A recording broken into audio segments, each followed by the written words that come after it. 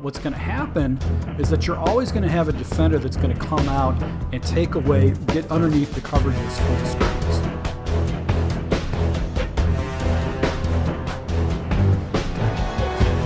Hey YouTube, this is Prometheus giving you another game tip. Guys, I want to talk about basically a recent video that I saw from Zan.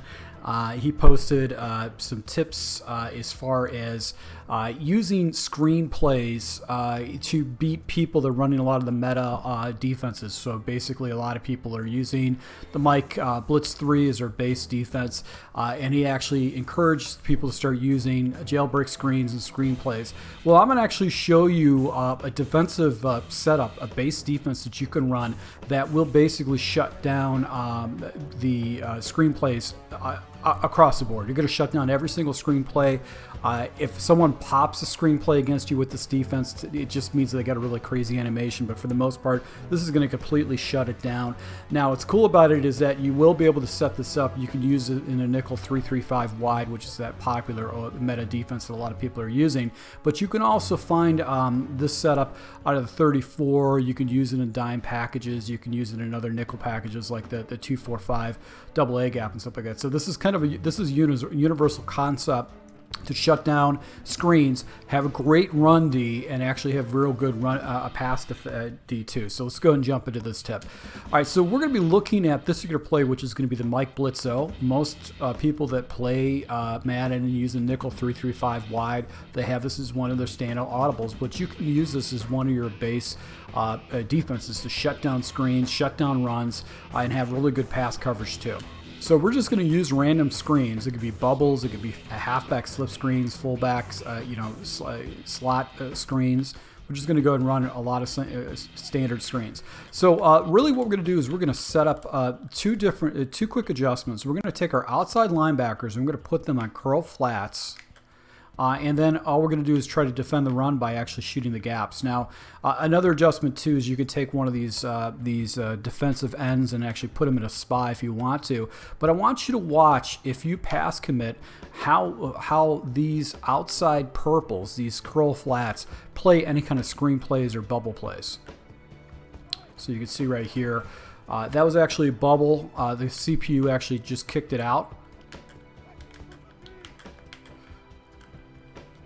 Very easy to set this up. You want to pass commit, and you can see right here that that bubble screen is just shut down. So what happens is, because you've got these purples out here, these guys actually come down to defend. The blockers can't get out there because it's basically 4-on-3, and then you've got basically a one free defender that's going to go down to the screenplay. So it just essentially shuts this down. So it's really easy to set up. You just put those purples out there, you pass commit, and you can make some other adjustments too. But what's going to happen is that you're always going to have a defender that's going to come out and take away, get underneath the coverages for the screens. So you got this set up. It only takes a couple seconds to do that. And once again, you've got the screens just basically shut down. And it just glitches out the screenplays, and it's always going to have a defender there.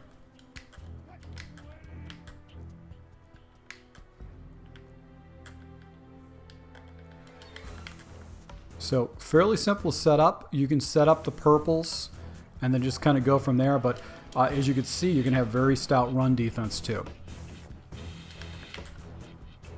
So we're going to set up the defense. You want to go behind this tackle right here. And as you can see, once again, this guy's out there to actually take it away. So slip screens, smoke screens, basically any kind of a screen is going to get blown up by this defense. Now, what's cool about this defense too is that it's actually really good against the pass too.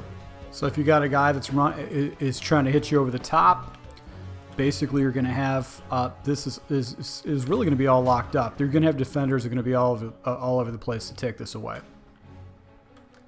And you put that spy out there, so if he actually does take off this quarterback, you'll be there. But you can see how it just pretty much locks up all those passes, and he's going to have to take a good shot. Now, if he really commits to the run, once again, you're going to have basically everybody playing run fits. So it's going to shut the run down too. So just a couple of quick adjustments. You can spy up a defensive end, but you can see this is going to basically shut down all those runs. Even if your opponent's going to go with like a really aggressive run like this, you can actually get in there and you're going to have basically defense for all these runs. Now, you're not limited just to basically using a 3-3-5 wide. I know a lot of people use it. You can use basically just a pincho mic blitz. So even with the 34 odd, still kind of the same setup. Nothing's really going to change at all.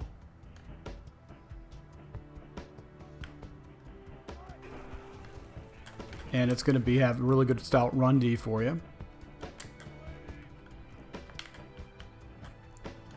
And your responsibility is just to use the middle linebacker over.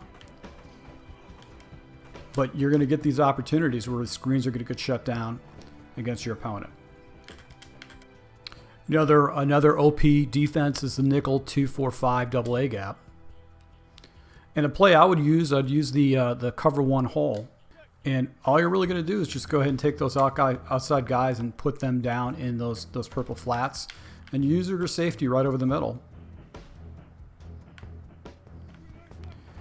And as you can see, there's going to be defenders just out there. And you've still got that coverage over the top. So if he does try to pass, you're going to be protected against any kind of passes. So shooting the gap right there with a nice little RPO. So very easy to set up. You're going to have your coverage over the top. You've got the curl flats to go ahead and take away those flat routes. And once again, that screen just gets blown up. There's going to be someone there. He's going to shut that down. You really can't go anywhere with it.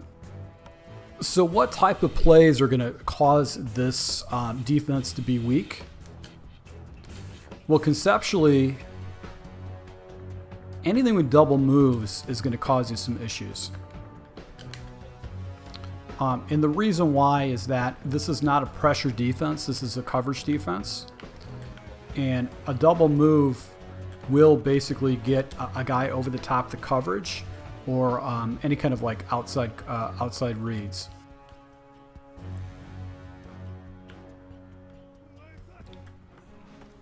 So you can get toasted in a double move. So watch this guy bites down and then actually gets past the defender with a double move. So that's a good way to go ahead and attack your opponent. Obviously deep crossers over the middle, slants, mesh concepts, deep outs. Typically these defenders will not get out for deep outs. Now that puts you in a situation where if you got an opponent that's hitting you with a lot of deep outs, you can try to bait them with a flat on the outside, and they could potentially throw into that if they keep hitting the well with you. But if you run into someone who's running this defense extensively, just hit them with double moves, and you'll be able to get one-play touchdowns, and you might potentially get them out of this defense. So this is a good base defense to go ahead and throw into your 3-3-5 wide scheme, or like any kind of a defense that you're running. It's just putting those little flats or those curl flats on the outside and just manning and going over the top. Those will shut down screens. So if you got a guy that runs a lot of screens against you, you're going to have over the top coverage. If you pass commit, you can inside shade or do over the top shading, or you can do underneath shading. That'll allow you to go ahead and leverage this man coverage. That is, it can be difficult to stop, but this is something that you could probably blend in. So if you are using 3-3-5 wide, the Mike Blitz 3 coverage is your scheme. This is something you can blend in on first down and second down, so you got stout run defense you could take away from all those slip screens and pass screens and stuff like that. So once again, guys, thank you for your support. If you do like these type of tips, make sure you hit the subscribe button, also the notification icon, so I can get more tips out to you, because I try to post at least 3 or 4 tips a week just to take your game to the next level. So thank you for your support, guys. Until next time.